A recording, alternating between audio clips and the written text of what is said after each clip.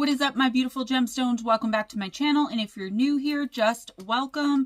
My name is Gemma Jade, but today we are going to be discussing the twin connection. So I've been spending a lot of time talking to my soul sisters, who I like to call the Tennessee twins, or as others would call us together, the charmed ones. And it dawned on me that I never discussed the spiritual and possible paranormal connection between twins here on this channel. Whether or not you're a twin, part of triplets, or other multiple births, you have to admit it's pretty fascinating. And I don't think that's just my opinion on it. Even as I look at everything through this spiritual lens of mine, twins have since the beginning of time had stories of strangeness surrounding them. In Greek mythology, the most famous were Castor and Pollux, the sons of Zeus, who also represented the sign and constellation of Gemini, which is one of the most recognizable constellations in the nighttime sky. A lot of the time, twins will share stories with people of being physically connected, that they've had shared experiences and interconnected lives. And sometimes because of that, and I'm sure for so many more reasons, scientists have been fascinated by twins for centuries. Other multiples too, but I'm talking specifically about twins here. Maybe we'll cover triplets and multiples at some point. Spiritually speaking, and as far as what I understand from what I was told by my guides before scripting this video, twins are oftentimes representative of the divine, the balance of nature, and a yin-yang type experience. This doesn't mean that one twin will be the good one and the other twin will be the bad one, though sometimes that actually does happen, guys. That's not just all in the movies. What it does mean, though, is that those two souls choose to incarnate here together as twins because they are inextricably linked and have more than likely spent every single other incarnation together in one fashion or another, almost always getting along and being super duper close. So in another incarnation, twins could have been twin flames or soulmates. They're always a part of the same soul family.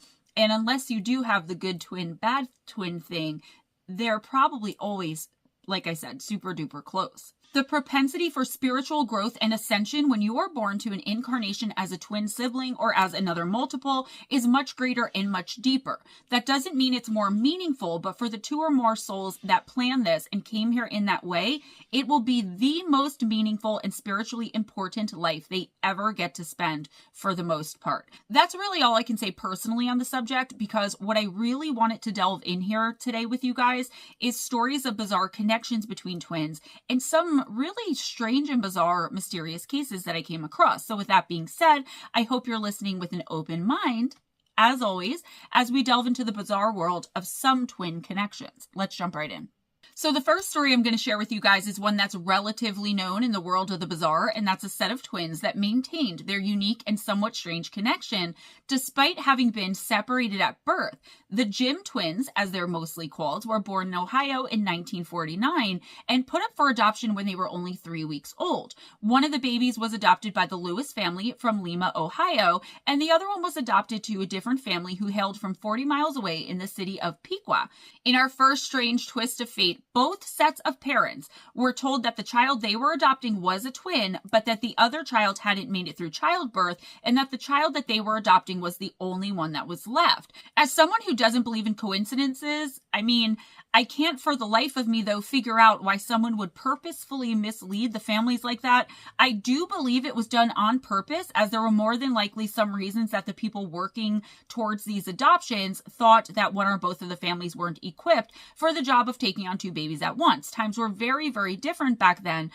But anyway, it's neither here nor there, and the healthy baby boys each found a wonderful and loving forever home.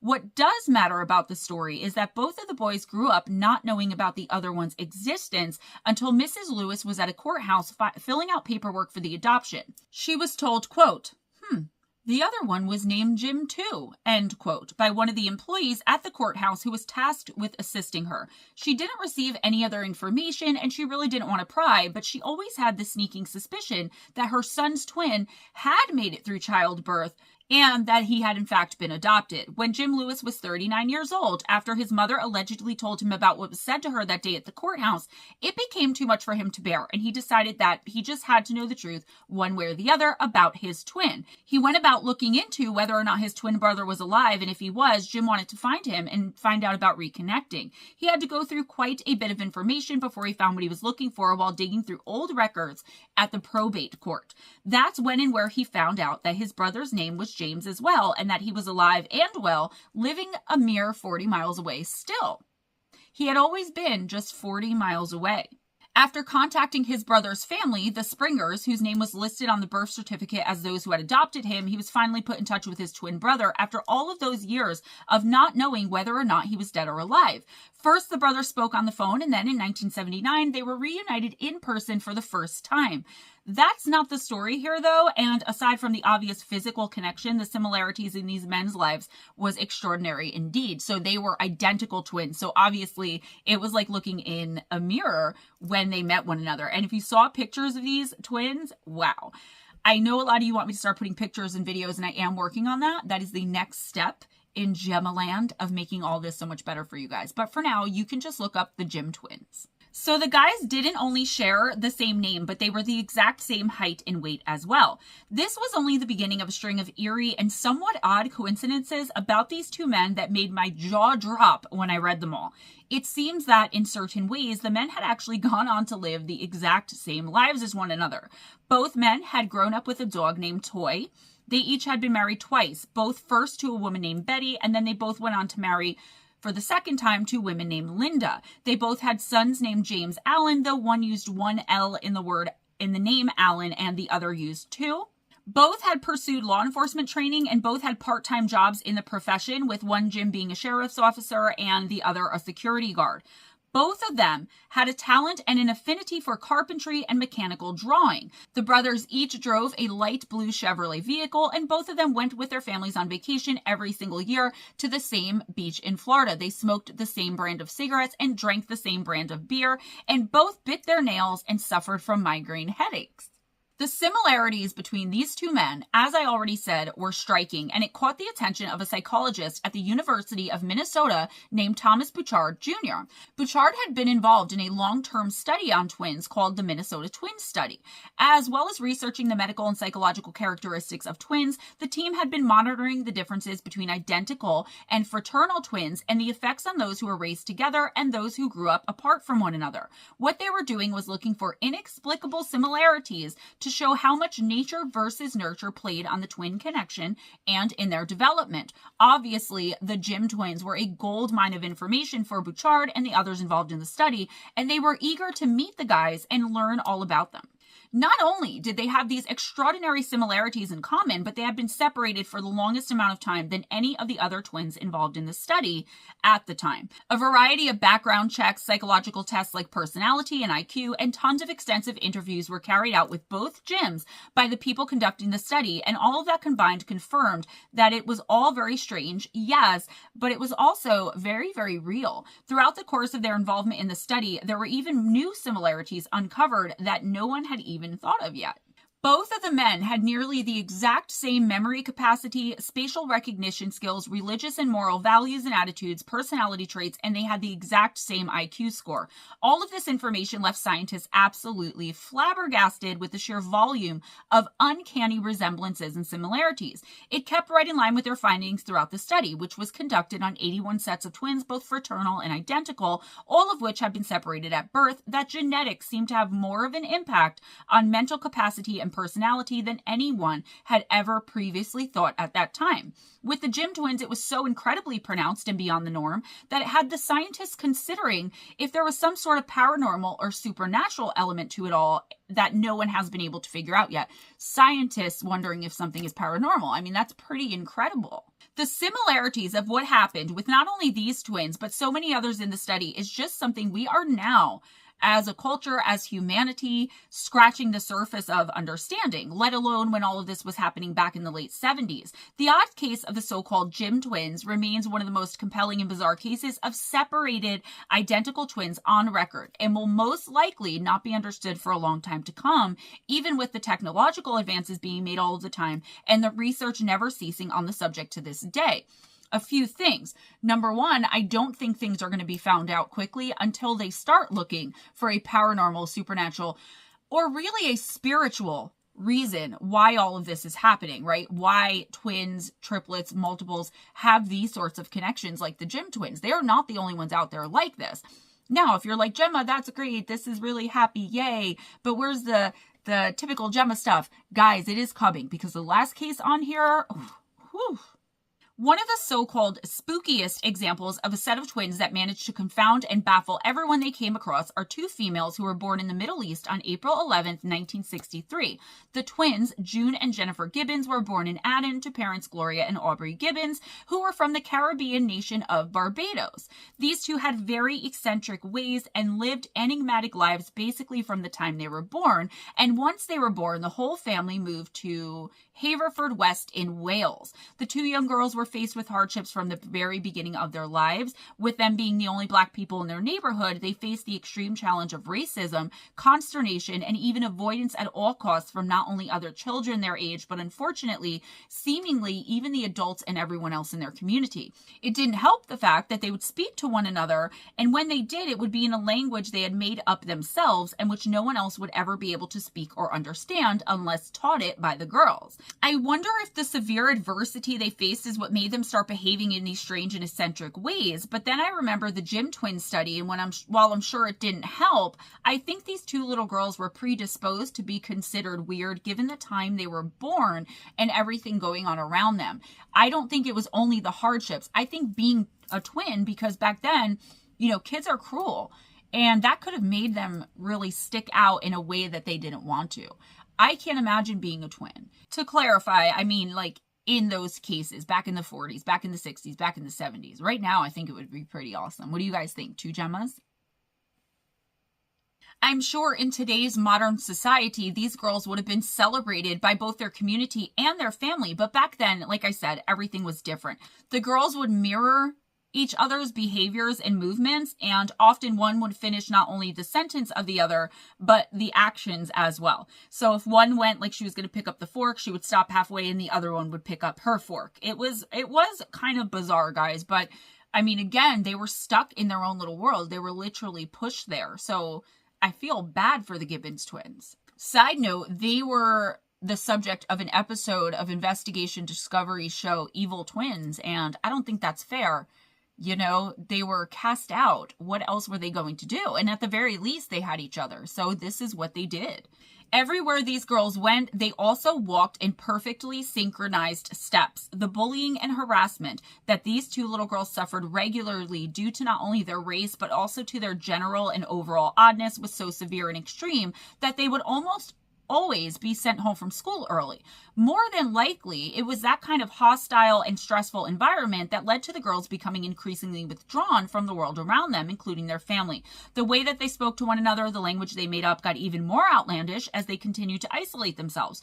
Eventually, it became a completely indecipherable mishmash of gibberish that their own parents could no longer even understand. It was a strange and secret language that only they and their little sister Rose could understand. The girls would only speak to Rose, and only sometimes, and they wouldn't speak to anyone besides each other otherwise, and they ignored their parents and their other siblings completely. They isolated themselves completely eventually, and that's when they gained the nicknames the Silent Twins, and sometimes they were merely referred to as the Zombie Girls, or the Zombies. That's real nice. Their parents were obviously concerned and sent them to a whole slew of different therapists, but it didn't help at all, and no one can figure out what was wrong with them. Out of sheer desperation and being completely exasperated by the whole situation, the girls' parents sent them away to separate boarding schools, thinking that being apart would draw them out of their individual shells. But it didn't. It didn't seem to be the best thing either, and it certainly did not work. It actually had the opposite effect, and both girls, upon arriving at their individual schools, each went into a vegetative and unresponsive fugue-like state. It's said that their bodies at the time of these fugue states were, quote, as stiff and heavy as corpses, end quote. So obviously that wasn't working out. Once the girls were reunited, when everyone saw it was doing much more harm than good separating them, they were cheered up, but immediately went right back to their odd ways of living and communicating with only one another. They would lock themselves in their room for days and even weeks on end, writing dark and sinister fictional stories, which was a hobby they would each continue on for most of their lives. Some of the girls' stories were published into novels that should have been a big deal, but that were done so with and that received very little fanfare.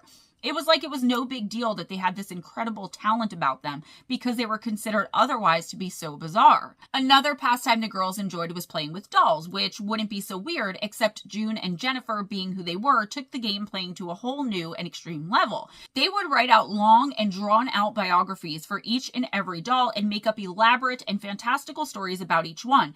And the biographies would include morbid and graphic dates and manners of death for each one as well. It was right around this time they were doing this with the dolls after being reunited from the boarding school ordeal, and when they were about to enter puberty, which no one ever seems to think about here, the girls' relationship to one another changed as well, and it became very clear that they not only loved one another greatly and dearly, but that they hated each other sometimes just as much as well. Sometimes they would be lovingly inseparable, and other times seemingly changing without warning, and at the drop of a dime, they would fight so violently that they would throttle, scratch, and strangle one another. In one incident, June allegedly tried to kill Jennifer by drowning her, and they would each write about all of it in their diaries, with both of them fearfully writing about the drowning incident. One of Jennifer's entries read, quote, "We have become fatal enemies in each other's eyes. We feel the irritating deadly rays come out of our bodies, stinging each other's skin. I say to myself, can I get rid of my own shadow? Impossible or not possible? Without my shadow, would I die? Without my shadow, would I gain life, be free, or left to die? Without my shadow, which I identify with a face of misery, deception, murder," end quote. The scary episodes would pass by quickly, and the pair would be best friends once again. They spoke quickly in that made-up language of theirs, which was later identified as a mix of Barbadian slang and English. Like I said before, they wouldn't even speak to anyone else except sometimes little Rose, to the point that their mother would just put their meals on trays and leave them outside of their bedroom door. This is around the time they were put in a self-imposed exile in their room, away from anyone and everyone and everything in the outside world, and they would start to get even more strange and even more unruly. During their teen years, the girls drank alcohol, smoked weed, committing petty crimes like shoplifting and burglary. The crimes didn't stay petty for long, and they soon graduated to more serious infractions like setting fire to buildings, which included a tractor store and a technical college, and they engaged in all other kinds of acts of vandalism as well. At the age of 19, because of all of this and more, I do believe there was some kind of tragedy involving the fires, but I couldn't find enough reputable sources to state that as fact. The girls were sentenced to time in a psychiatric facility in England called Broadmoor Hospital, which was a very controversial place, even at the time and even for their crimes. The hospital had a reputation for being a maximum security facility for the criminally insane, but even being sent there didn't stop the overall bizarreness of these two girls and all of their strange behavior. It didn't matter. After all, they were sent there together. As soon as they arrived, all of the experts were stumped as to what was going on between these two girls, and no one had ever seen anything like it before to compare it to or know what to do. The twins were said to be lethargic and completely unresponsive, and they would flip out unlike anything anyone had ever seen if anyone tried to separate them from each other. Not long after they arrived, June went into a catatonic state and tried to unalive herself, and Jennifer was said to have gone into an animalistic rage when she lashed out at one of the nurses. Even when they were allegedly trying to communicate with staff and behave, their words were still just a stream of outlandish and nonsensical gibberish. I would like to interject here and just say that for me, this seems like two girls who were so close since birth, who were somewhat catered to by their family because of how they were treated by the outside world and the rest of society. I'm not saying whether I think it was right or wrong, as it's not my place to say, but I believe, in my opinion, it all got out of hand, and while they were horribly mistreated by other kids and even some adults, the whole situation was allowed to get way too out of control in the home, and this led the girls to believe that they could do whatever they wanted and there would never be any consequences, because there never were any lasting consequences at home, no matter how bizarrely or poorly they would behave, and they took to certain behaviors because they saw that when they did that, they would be given their own way, brought back together right away, and left the hell alone. However, the law doesn't play those games, and the system was already rigged to be stacked against them, especially back then. The girls thought that they could continue their little girl antics in this very adult psychiatric hospital, and it just wasn't going to work. There were finally, and for the first time in their lives, real consequences for these childish actions. At least that's my opinion. You could take it or leave it, doesn't matter to me. It's no wonder that even when they allegedly tried to talk to staff at the hospital, they couldn't. They were allowed to live in their own little world for so long, it's likely they probably forgot how to properly speak. MU stated about the girls and their time at Broadmoor, quote, "During their time there were many anomalies with the twins. Sometimes they would take turns eating, which is to say that one would gorge herself as the other one eschewed of any food at all, whereupon they would switch for the other to starve as one ate their fill. More spookily still, although they were put in separate cells in completely different areas, nurses and doctors would often enter their cells and find them frozen into poses, sometimes very distinctive or bizarre ones that were exactly the same, even though they had no contact with one another. They also showed an unerring, almost uncanny ability to know what the other was doing or feeling at any given time. This would go on for 12 years, during which time they became convinced that they were never going to have a normal life unless one of them ultimately died. It was during their time at Broadmoor Hospital that they would catch the attention of London Sunday Times reporter Marjorie Wallace, who would spend a good amount of time forming a bond with the girls and investigating their case, as well as bringing this strange story to the public awareness. After countless interviews and combing through their diaries and writings, Wallace would claim that the two girls felt that they needed to sever their strange bond in order to be free. To this end, they would allegedly make a pact in which one of them would sacrifice herself so that the other one would become unfettered from their psychic link, abnormal behavior, and never-ending cycle of loving and loathing one another. End quote.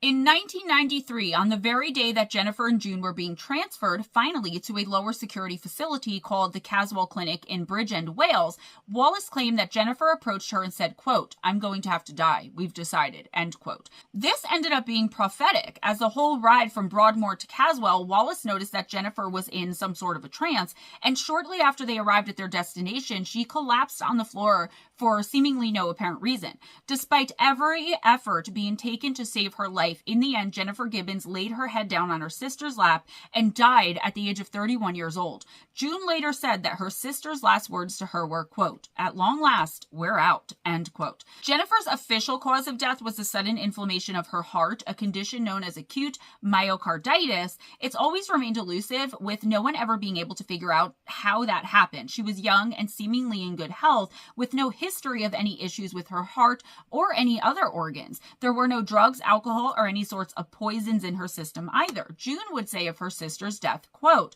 "I'm free at last, liberated, and at last Jennifer has given up her life for me," end quote.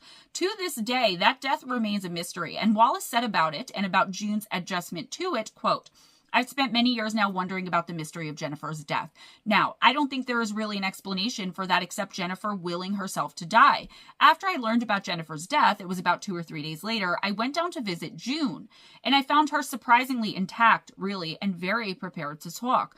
She spoke very clearly about the conflict between her terrible grief at losing the person closest in her life and the freedom that Jennifer had given her. And she just said, when Marjorie said, 'Would you go to Haverford West and would you fly a banner over Haverford West and say that June is fit and well and at last come into her own?' So there she was a few days later, both grieving and mourning, and at the same time saying, 'Jennifer gave up her life for me and now I have to go on and live it for the both of us,' end quote. It only took a few days after Jennifer's death before June started to change for the better. She not only began to speak normally right away and with others, but she was having a full-blown regular conversation with other people for the first time in her life. Although her writing career never really took off, June did try to go forward and pursue that career after finishing her psychiatric care and her time in the institution for what happened when she was 19 with the fires and whatnot. She went on to become a normal, functioning member of society and seemed like a regular person again, and had seemed that way almost since the second her sister died. The girl's family remained bitter about their incarceration at such a scary and intense facility as Broadmoor, and they said it ruined the girls' lives and directly led to Jennifer's death. June leads a quiet life in Wales today, and from what I could find, she's still alive. I came across some information saying that the twins would become ill whenever they were separated, but I don't believe that that was the case, and I think that's a case of of someone trying to make this all more like spooky and possibly paranormal in nature, because I wholeheartedly believe the girls did what they knew would work. And that was feigning trances and sicknesses until they would be reunited, because they were never told that wasn't going to fly and forced into social interactions with other people. Jennifer's headstone reads, quote, "We once were two, we two made one. We know more too. Through life be one, rest in peace," end quote. The story of the Gibbons twins is as tragic as it is odd, and whatever was happening here, I truly wish that these girls would have been treated better by society, and that someone, anyone, would have stepped in before the connection got too far and too out of hand. I do wonder what caused Jennifer's death, but the fact that June picked right up speaking normally and even conversing with other people just reinforces all of my opinions and thoughts that I've already given you here today. She and her sister could have done that from the beginning, with each of them living a normal, healthy life, but no one stood up to them in their family or seemingly at the hospital either, and everyone just catered to their whims and allowed this nonsense to go on. Maybe they were afraid of them. Maybe they thought it was funny. Maybe they didn't know what else to do. I'm not saying it didn't come from a place of pain, believe me, but what I am saying is that it got all way too far out of hand, and girls who aren't even adults yet, or who are just on the cusp of adulthood at only 19 years old, should have been looked after better and taught about the real world in a loving environment, instead of just being allowed to isolate themselves to their own detriment because of how cruel the world outside of that home was to them. In my humble opinion, again, take it or leave it, this was a complete failure of the adults around these two poor girls. There are more cases of bizarre twins out there, these twin bonds and strange behaviors between and among twins, than I could ever fit into one video. But I came across a case of twins who seemingly shared the same ill-defined and odd psychosis. At first glance, and for most of their lives, there wasn't anything particularly unusual about Sabina and Ursula Eriksson. They were identical twins who were born on November 3rd, 1967 in Sund, Värmland, Sweden, and they were normal women living normal lives, with neither of them having any history at all of mental illness. However, in the 2000s, they were living far away from one another for the first time in their lives, or at least they were at the furthest distance they had ever been from one another up to that point. Ursula was in the United States and Sabina in Ireland, and in May of 2008, Ursula took a flight out to the Emerald Isle to visit her beloved and greatly missed dear sister. There was nothing at all that would have hinted to the bizarre string of events that was about to unfold with these two seemingly normal women, and by all accounts, up till these events started unfolding, it all seemed perfectly ordinary and like nothing more than what it was. Sisters visiting one another after having not seen each other in some years.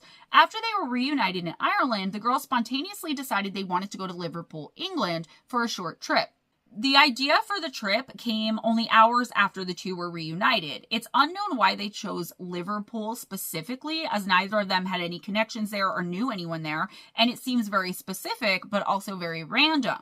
They packed their things and took the ferry over, arriving on May 17th, embarking on the first leg of their inscrutable journey. Apparently, and the situation around this is a little bit unclear, but Sabina had a fight with her husband the night before, and so the ladies stopped at a local police station to have them check on her kids.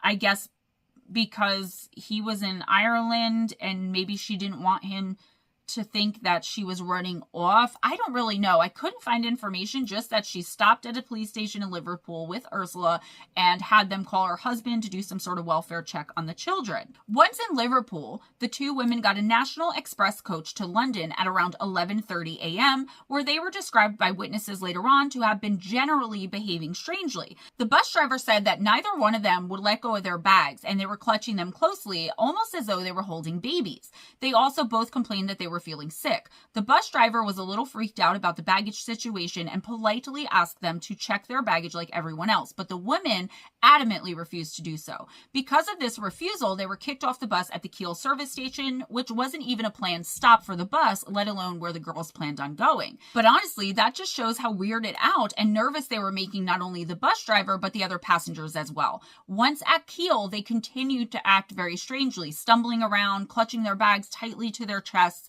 They were described again as acting generally erratically, so much so that an employee at the station called the police, thinking the women were carrying bombs in their bags. Interestingly enough, when the police got there and spoke to the twins, they seemed perfectly normal. They were no longer stumbling around or behaving erratically, and they easily allowed the police to search their bags. Because of this shift, No action was taken against them, and when the police left, it seemed like the twins were back to being perfectly fine and normal again. Keep this in mind, because this is the first time something should have been done or could have been done to stop the tragedy that unfolds as this weirdness unfolds. However, that normalcy did not last long. The two women walked on foot to the M6 motorway, where they walked out right into the road, directly into oncoming traffic to make their way to the median line. This was dangerous and unusual enough that the police were called out to talk to the women again, time 2. The police weren't only there to talk this time, though. They were there specifically to try to assist the women, as they were obviously troubled. And the police thought that they were troubled and needed assistance because of all the calls they had been getting about the two strange and similar-looking women roaming around, basically being weird. When the cops approached them, chaos ensued, and everything just went immediately downhill. The twins suddenly and without any warning ran across the busy highway. Ursula made it safely back to the other side, but Sabina wasn't so lucky and was not only hit, but knocked down. She was struck so hard by a moving vehicle. However, that didn't seem to faze her, as she literally jumped back up from the ground and quickly continued running as if nothing ever happened, and she didn't just get hit by a fast-moving vehicle. Once Sabina made it to the other side of the road where Ursula was, the two of them grabbed one another, and together they made a mad dash into traffic again. Ursula was then hit so hard by an oncoming vehicle that her shoes flew off and her legs seemed crushed. By now, highway agency officers in the Central Motorway Police Group were all showing up to see what the heck was happening as this strange and bizarre scene played out with these identical-looking women. They rushed to provide assistance to the twins, with Ursula being severely and seriously injured. That's what they thought. Her legs were crushed. And Sabina having been knocked to the ground and unconscious, as well as motionless. Both of them in the middle of the road with cars speeding by them. I don't know why none of these very many police and emergency agencies that were there hadn't yet stopped traffic, but it was probably a very confusing scene as well as one that they never expected to come about. You'd think that this would be the end of it, but it wasn't, and not by a long shot either. Paramedics finally arrived and rushed to help the twins, but as they did, Ursula became extremely aggressive towards them, even as they tried their best to provide her with medical assistance for her crushed legs. She was screaming and spitting at, as well as kicking with her broken legs, the paramedics there to help her. She spat out, quote, "I recognize you. I know you're not real," end quote. That reminds me of the lady on the plane. That mother isn't real. Never mind.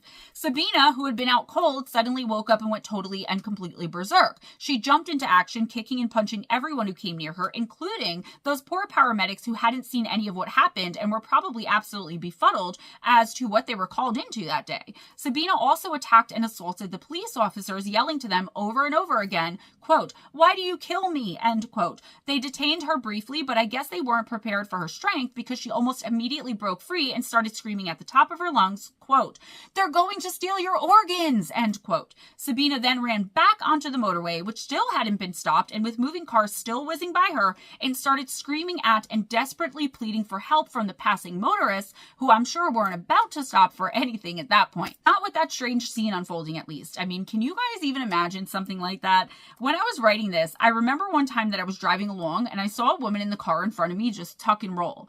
Yeah, she opened the passenger side door and rolled out of the moving vehicle doing about 50 miles per hour. She landed in the grass and I kept right on going. I mean, I did call for help, but no way was I touching that situation. So I can't even imagine what these people were thinking in their heads passing by and watching all of this ensue. I'm laughing, but it definitely did not end on a funny note, guys. So I'm not trying to be insensitive to the families of the victims here. So this emergency and medical personnel trying to figure it all out, I can't imagine what was going through their minds too. They were probably very unprepared for all of this. After a very intense and drawn-out standoff with the police, Sabina was not only detained, but sedated as well. During the standoff, she assumed a fighting stance and physically attacked and assaulted anyone and everyone who came near her. Amazingly, a small local television crew just happened to be right there filming an episode of an English reality television show called Motorway Cops with the officers who had responded to the scene. So yeah, the whole thing was caught on video, and unless it's already been taken down, you can watch it on YouTube. That's where I saw it, and it was unreal. The twins were then taken to a hospital at Stoke-on-Trent, where they were treated for their injuries and questioned at length about what the hell had just happened. You'd think the story ends there, okay? Chance number 3 to do something about these women. But honestly, you haven't even heard the half of it yet, and it turns from mysterious and bizarre to tragic and deadly because the twins didn't suffer any real consequences for anything that they had done that day, and miraculously, despite how it initially looked, they both walked away with pretty minor injuries. Sabina calmed down quickly once sedated and at the hospital, and she went in front of a judge and was sentenced to 1 day in custody. There would be no psychiatric evaluation, no fines, no nothing. Despite the fact that she had caused several accidents and assaulted police officers and paramedics, nothing happened to her, and she went free that very day. She didn't spend the entire day in jail, as the 5 hours she spent in the hospital was deemed as time served, and she was a free woman within mere hours of the whole incident of the motorway happening. So no, she didn't even spend that day. Sabina was released in the town of Stoke-on-Trent, and she didn't know anyone there at all. She had no bus fare, no ferry fare, nothing at all was provided for her to get back home to Ireland or even back to Liverpool, where she had initially come from that day. She was just released all on her own and on her own recognizance and set free in a place she was incredibly unfamiliar with, probably while in the midst of this nervous breakdown or psychotic break or something. At least that's what it looks like to me, but I'm not a doctor, so I guess I don't really know. Sabina was said to have been in a daze as she aimlessly wandered the unfamiliar city streets, and that's when she met a Good Samaritan. His name was Glenn Hollinstead, and he was 54 years old, and he was out that day just walking his dog along with his good friend Peter Malloy. Glenn offered to take Sabina in and to help her out until she could figure out a way to get back home to Ireland. The three of them went back to his house, and Sabina was said to be calm and normal, even playing with the dog. She explained to the two men that she was desperate to find her lost sister and that she was alone and scared and didn't know what to do. With the mention of Ursula, Sabina once again started acting bizarrely and erratically, pacing the floors and constantly and obsessively looking out the windows of the house for some unnamed and unknown intruder. She said she just knew something bad was about to happen. She was also very paranoid, even taking back the cigarette she had offered the two men because she said that she realized, quote, they might be poisoned, end quote. Malloy would later say he thought she was messed up because she was probably running from some type of abuse situation, like an abusive spouse or boyfriend, and she was in hiding or something like that. He had no reason to think she was dangerous, and so he went home and left her there with Glenn, the two of them at his house with the dog. Sabina spent the night, and the next day started out relatively normal. Hollinstead called Malloy and told him he was going to help Sabina find her sister that day, and he also spoke to neighbors. They all said he seemed perfectly normal, and he wasn't acting scared or paranoid. He wasn't acting unusually in any way, meaning he didn't have a clue how much trouble and danger he was actually in. His normal demeanor and friendly smile to his neighbors made it all the more bizarre when, just a little while after speaking to them for the first time, he came stumbling out of his house screaming, quote, she stabbed me, end quote. He was bleeding profusely, and he fell and dropped dead right there on the spot in front of his home, in front of his neighbors. He had been stabbed 5 times. While that scene was unfolding in front of Glenn's house, Sabina was making a mad dash to flee the scene. She had a tile from the roof of the home stuffed in her pocket and was wielding a hammer she had also stolen from his house. She was maniacally waving it around and incessantly pounding herself on the head with it. At some point during her insane flight from the house, a passerby noticed something weird was happening and stopped to try and help her. Oddly enough, he would be smashed in the head with the roof tile, not the hammer, for his efforts. The police didn't take long to get to the scene and were immediately in hot pursuit of Sabina, and they chased her to a bridge where they thought they had finally had her cornered. They thought wrong, though, and clearly underestimated this woman's insanity as she hopped over the side and jumped 40 feet down to the busy road below. With cars whizzing by and something that was similar to the strange scene at the motorway the day before, she landed and fractured her skull and broke both of her ankles. She could no longer run, and the cops quickly detained her. Her reign of insanity and terror was promptly brought to an end, and she was taken to the hospital for both medical treatment and a full psychiatric evaluation. She ended up pleading guilty to the crime of manslaughter, but she didn't give any explanation for what went down that day or the day before. She never had any explanation for the bizarre behavior of her and her sister for those 2 days. There was also never a motive given for why she murdered that poor man. The trial played out like a farce, at least in my humble opinion, because of all the research I did into this particular case in order to do this video. Remember, there was extensive video taken by professionals of the whole incident on the M6 motorway with both of the women.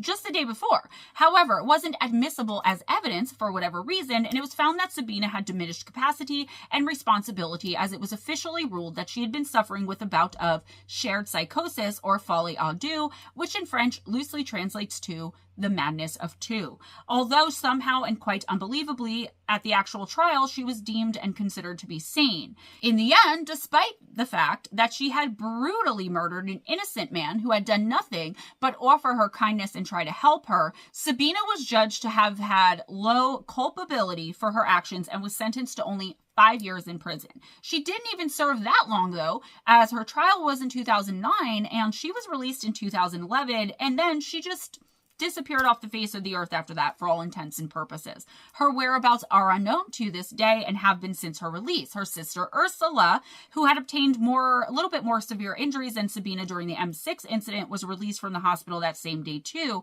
but long after Sabina had already gone, and that's why they didn't know where the other one was for so long. Ursula had no idea what her sister was doing or what she had done, and she had nothing at all to do with the murder of Glenn Hollinstead.